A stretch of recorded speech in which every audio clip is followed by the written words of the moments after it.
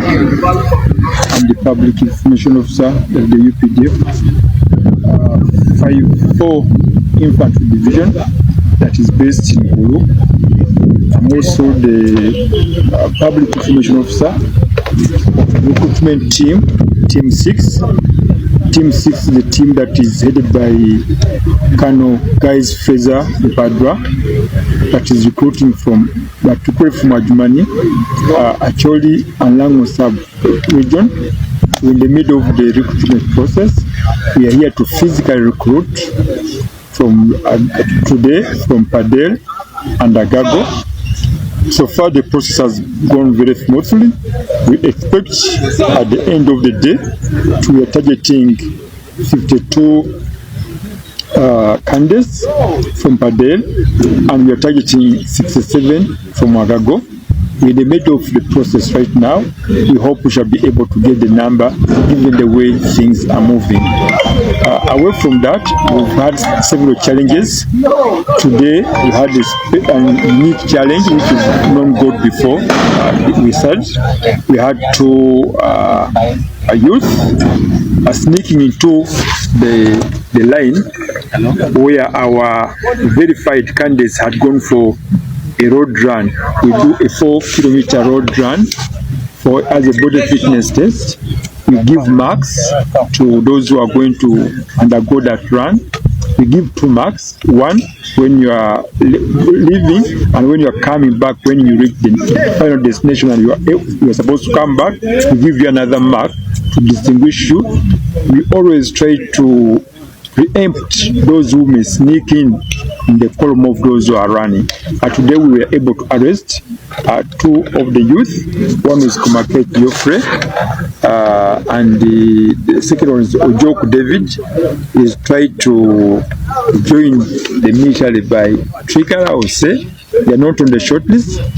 They are not anywhere within our documents, but they thought they would beat the process, the system, and get recruited. And unfortunately, we got information because we have intelligence, so we are able to nab them. We are going to hand them over to police for investigation and possible prosecution. An incident today.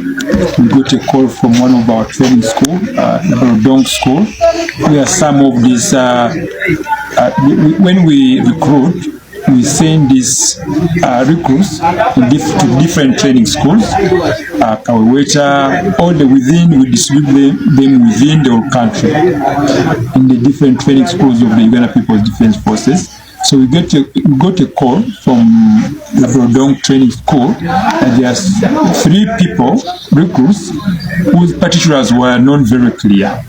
So the head of the team, of Team 6, Colonel Guy Fraser Padwa, with his intelligence officer and administrative officer, went there to cross-check about the particulars of these people. What they found out was that they found 3 people, 2 girls and 1 boy. One girl is called Lanyo Winfred. She's 25 years old, from Pararosa County, Koroboro Parish, Ararai Village. She's the mother of 1. And another suspect is Katende Tony Anacholi, 27 years old, from the district, from sub-county, Pawatmiru Village, and is the father of 2.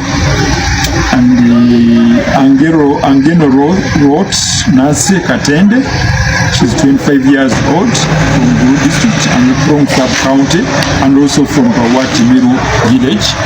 What these people did when we went to Gulu, they're on the shortlist, our shortlist, but they did not qualify because their age was above the age cap that we had set. One is 25, another one is 27, so they did not qualify on account of their age. What they did, they got a copy of our forms that we give out to the candidates who have qualified, because we give them 3 days, those who qualify, we give them 3 days to report to the training school on their own. So they got a copy from one of those who had qualified, went to Blue City, scanned it, and filled in their particulars.